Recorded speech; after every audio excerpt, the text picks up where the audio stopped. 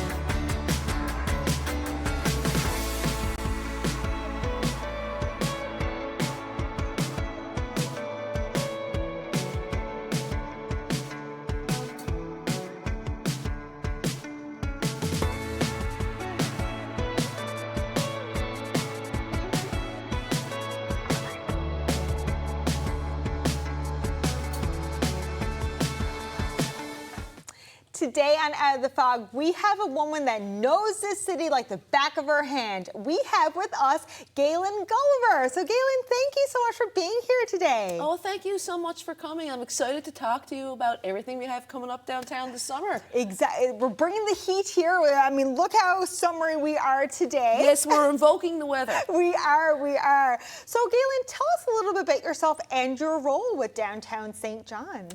Well, I've been there a long time. I started off in sort of a different role. It was more so a membership coordinator and brought in for a contract with the Downtown Christmas Parade and so on. And then I had kind of a vision.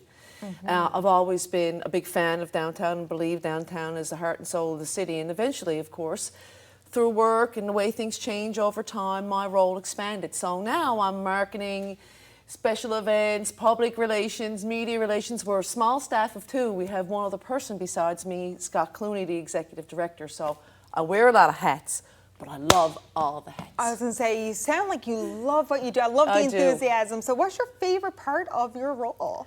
You know what? The favorite part of my role is doing something different.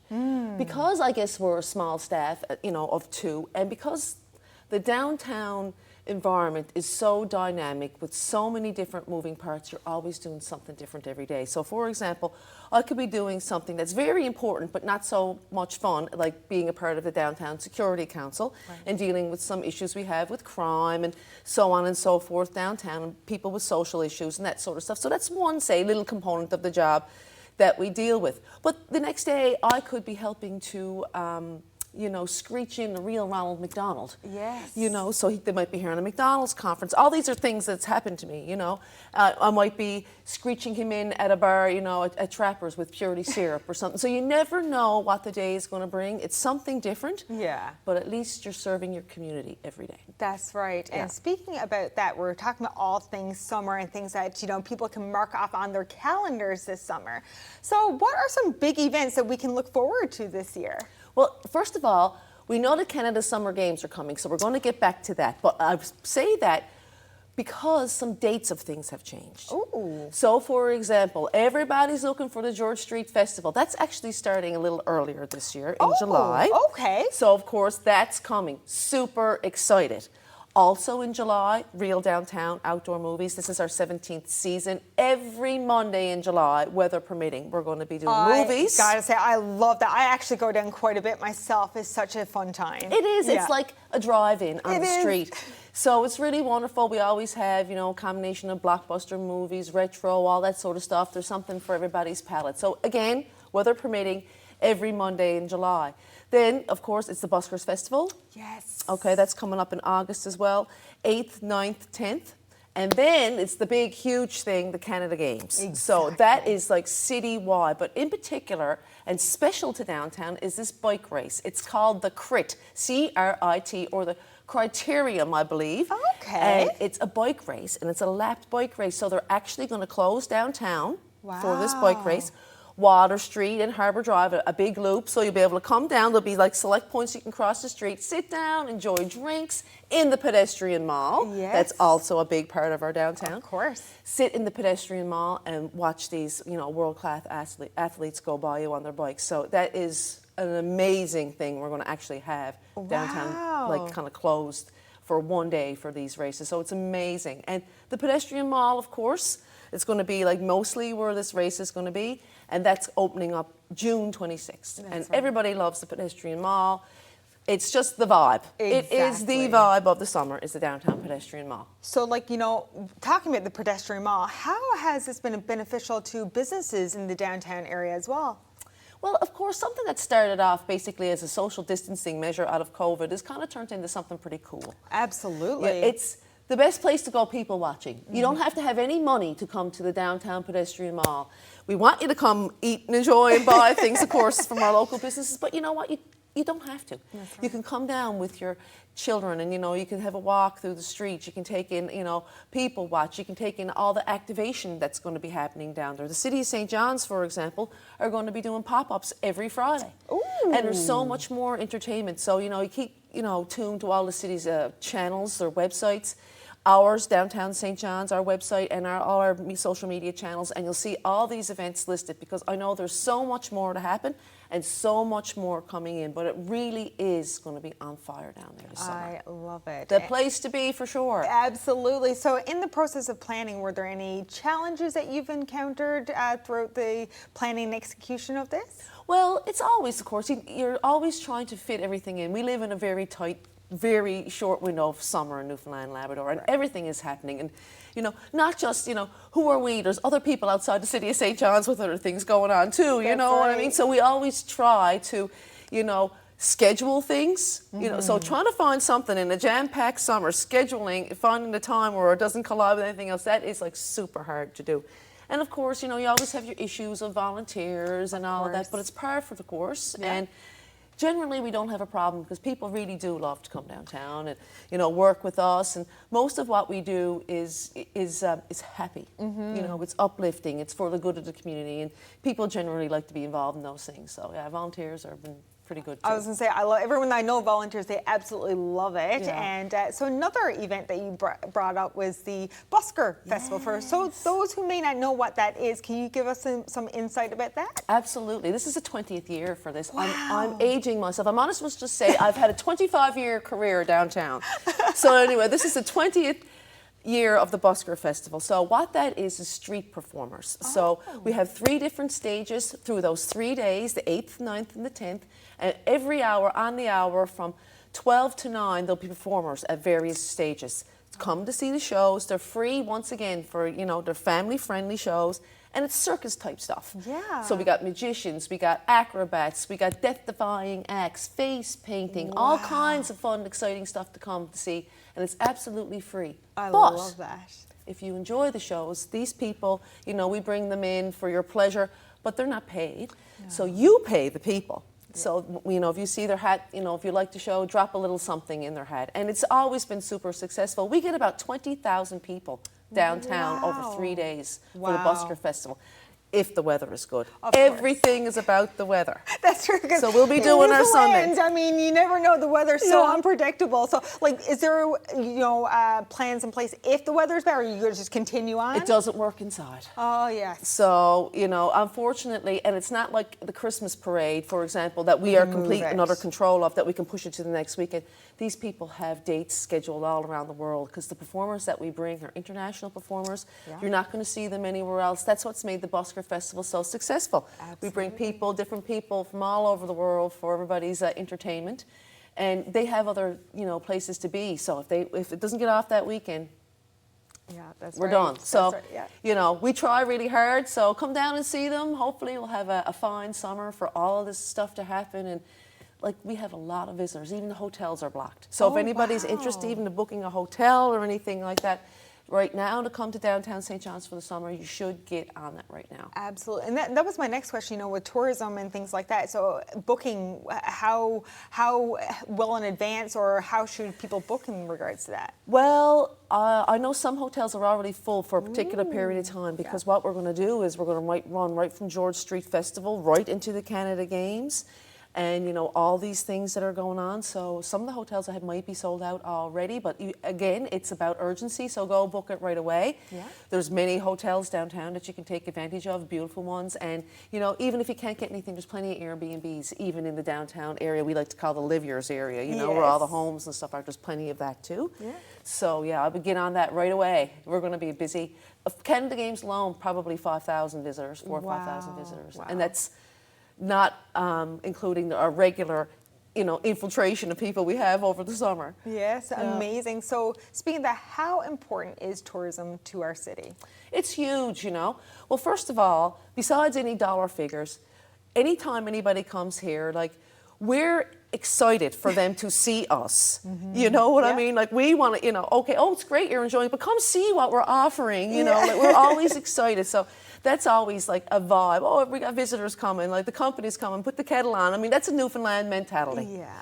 So we all start to get excited about the thought of summer and different people coming and meeting different people. But those people bring dollars that would not otherwise come into this province. If you and I take a vacation, wonderful, we're having a staycation, great, we're keeping our money in our province. But that's money that would have been here anyway, because we live here and we're spending money. But all that money that comes from cruise ships, from conferences and conventions, from just regular people coming home, that Newfoundlanders that live away, and people discovering Newfoundland for the 4th or the 5th time. That money would not be present in this province if it was not for those tourists. It's huge business, and we have so much to offer.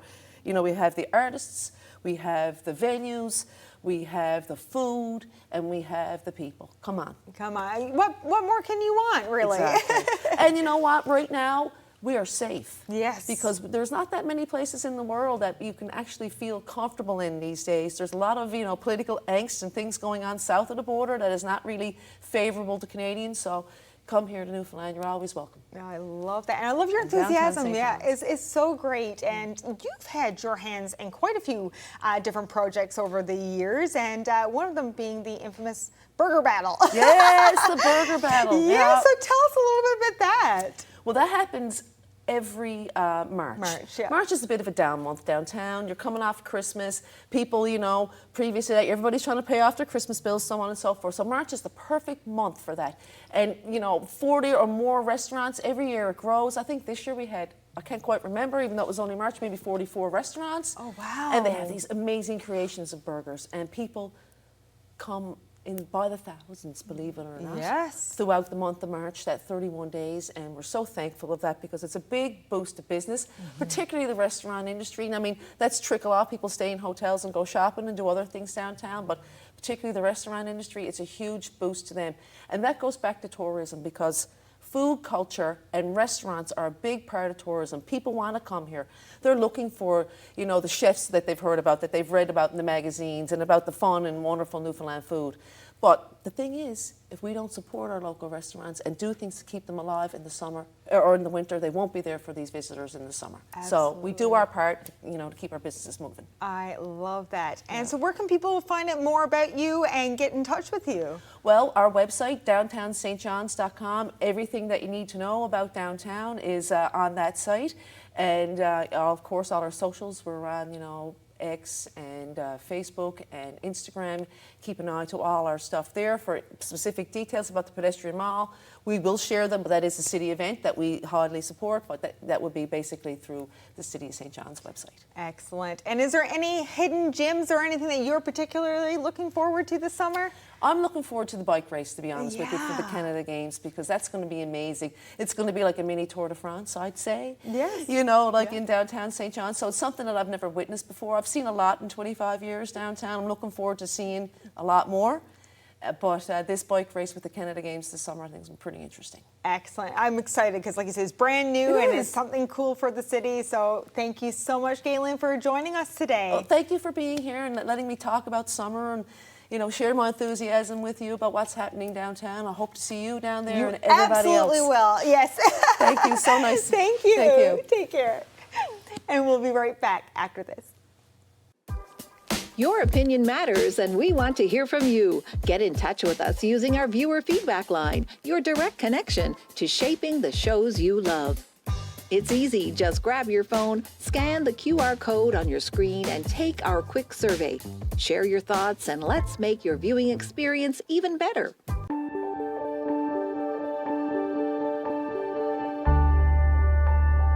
You're watching Rogers TV St. John's. And welcome back. Today I have with me a very special guest. Todd Boland is going to be talking everything gardening and everything along those lines for the summer months. So Todd, thank you so much for being here with us. Thank you. Thank you very much for inviting me. It's a pleasure because you have accomplished so much in your career. So for those who may not know you, tell us a little bit about yourself. Okay, so I'm from St. John's, and I come from a family of gardeners. And my grandfather was a gardener, so it seems to be in my blood to do that. And I've been into gardening since I was a youngster, really. My parents always had a vegetable garden, and when I got old enough to start puttering around in that, I did. And by the time I was into my teens, they sort of passed over the garden to me to take care of. So then I continued on, went to university, got a master's degree in botany. So my background is really more on native plants. Yeah. And from that background, then I wrote a number of books on the flora and wildflower guides for Newfoundland, Labrador, as well as the maritime provinces. And then thankfully, or luckily, about 21 years ago, now, time flies, I managed to get my foot in the door at the Botanical Garden. That's right, and that's where you currently are now. So I'm still at the garden now, and maybe for another year or so, and then I might be retiring. Well, that's always good to retire, but you There you know, go. you are doing so many amazing things, especially with the Botanical Gardens. So tell us your involvement there.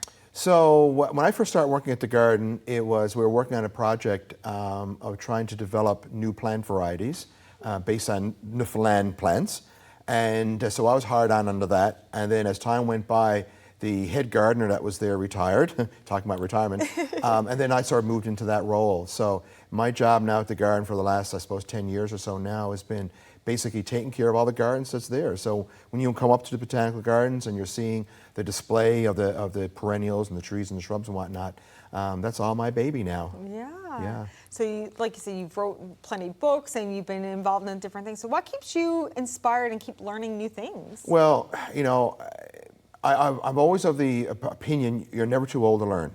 And there's so much out there in the world that you know people just don't realize is out there. Not just in the plant world, because I'm sort of an amateur, I guess, all-around naturalist. I love nature, anything to do with nature, you know, geology, the animals, the flowers. It just so happens I just happen to focus in on the plant side of things. But there's always new things. There's always new plants coming on the market, things I've never had experience with that I'd like to try. I'm always reading. I mean, I read about all about plants that I can't grow and only wish I could grow in this climate. So it's just this natural interest in that. And I think for people, if you just keep wanting to learn, it just keeps life really interesting. I love that. And I got to say something. I did some research on you and something cool I found out about you. You are the super flower sleuth. So you were involved in helping Canada find our flower, essentially. So tell us a little bit about that. Yeah, so that was a number of years ago now when they were trying to come up with a national flower, because we all know about the maple leaf, of course. But someone decided it'd be nice if Canada had its own national flower, and so they contacted a bunch of different people around the country, and I was sort of the local person here in Newfoundland. And so I put in my 2 cents worth on that. Now, I don't think it was ever anything that was unofficially, I think it was a bunchberry that ended up being selected because it was a plant that occurs right across the entirety of Canada. Because a lot of people were saying, oh, Trillium and all these, and it's like, no, that's Ontario. I said, if we're going to select the flower, it's got to be something that's right across the country, including up into the Northwest Territories and the Arctic. And bunchberry is one of these plants that does extend right across. So it's unfortunate that it was never officially, it was only unofficially accepted in that regards. But it was a lot of fun. It was a lot of fun being involved in that and having the back and forth and with other plant-related people type of thing to come up with the final choice. It sounds really fun, to be honest. Oh, yeah.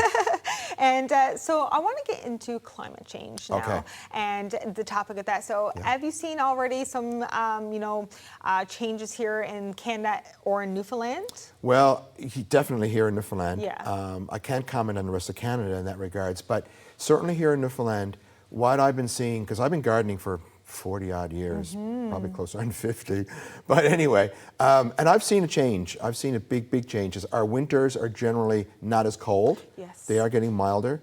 I find our springs are getting later. And the weather we've been having this past week has just been horrible, Yeah. as an example of how the springs are getting delayed. But at the other side, the falls are getting extended, right? So it's just like there's a complete shift in the seasons. Right. And along with that is our summers are starting to get very dry now. And even at the Botanical Garden, we never did invest in an irrigation system, not an automated one at any rate. And we never needed to. And now I'm up there all summer long, the last 3 or 4 summers, like all summer long, it's just water. And there's bans, of course, here in the city, for watering your gardens. We only have a specified time that you can do that, or for washing your cars and things along those lines. So we're seeing a change here, definitely in regards to the climate. So traditionally, St. John's was sort of what we call a growth zone 5B. Okay, according to the Canadian system of hardiness zones. And there's a new hardiness zone being released next year, or maybe it's even this summer. It'll be interesting to see if we get shifted up now to a zone 6. I wouldn't be at all surprised if that would happen, because certainly our winters, like I said, are getting milder. And as a result of that, we're able to actually grow a few plants now. 40 years later, I can grow now that I couldn't grow 40 years ago because our winters were too cold for these particular plants to survive. So, whether we ever get to the point of growing palm trees, I don't think I'll be around to worry about it. But, if that could come. I mean, I know a friend of mine who's growing a palm tree, a hardy palm, in southern Nova Scotia. Wow. Right, in the Yarmouth area. So it's only a matter of time, and in the mildest areas here in Newfoundland, we may be able to get away with a little bit of protection. In fact, that said, there are 3 palm trees growing in Newfoundland. Just dawned on me now that they're very, very protected in the winter. Yeah. In fact, they even have heaters under the canopies just to keep the temperature from going too cold. But these particular, it's called a Chinese fan palm. And they are hardy actually to about minus 10 to minus 15 for very short periods of time. Yeah. Right? But it's the wind. You got to keep them out of the wind. And of course, Right. usually when it gets cold here in the winter, it's blowing a hurricane with it.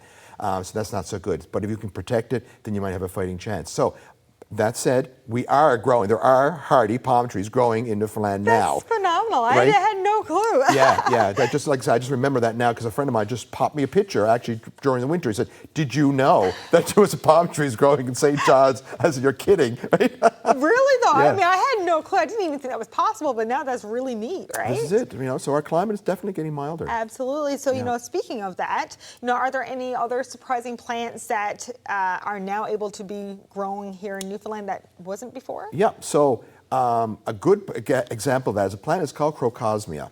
Okay. And it's a bulb, and it comes from South Africa, of all places. Oh, wow. It's native in the Drakensberg Mountains.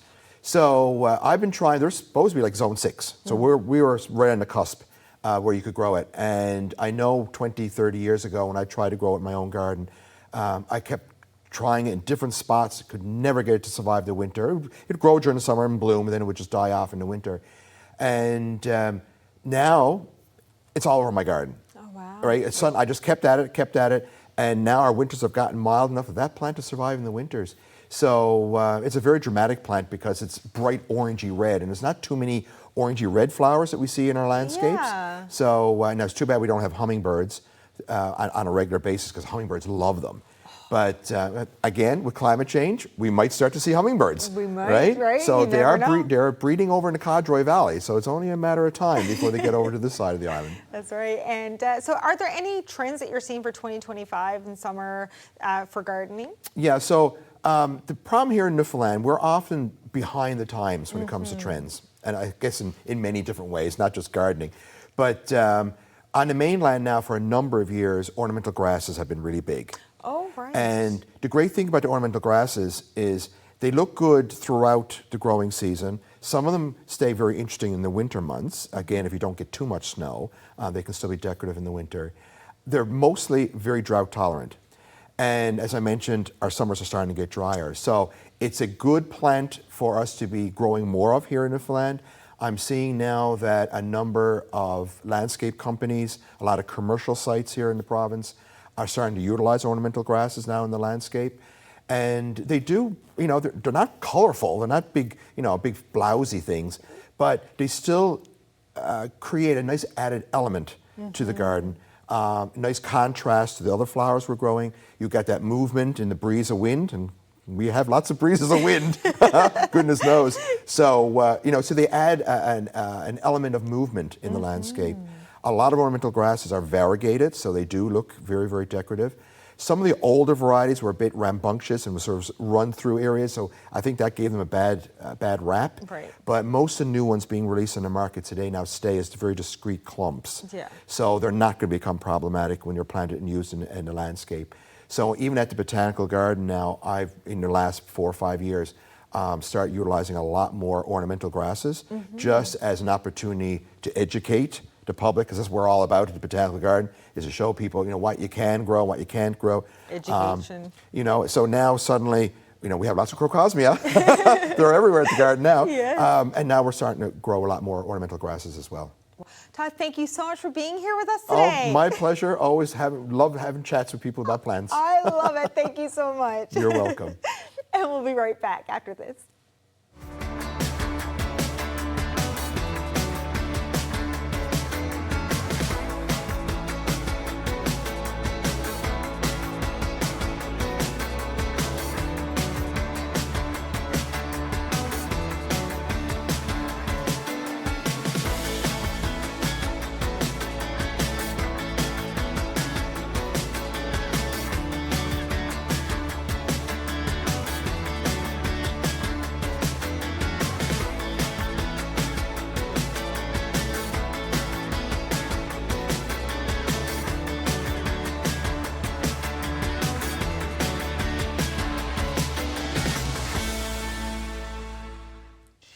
Thanks for tuning in to tonight's episode. I want to thank our guests this evening, Galen Gulliver with Downtown St. John's, and of course, Todd Boland with All Things Gardening. Until next time, much love.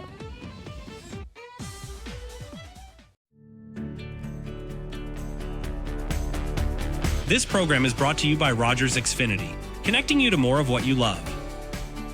Visit Rogers.com for more details.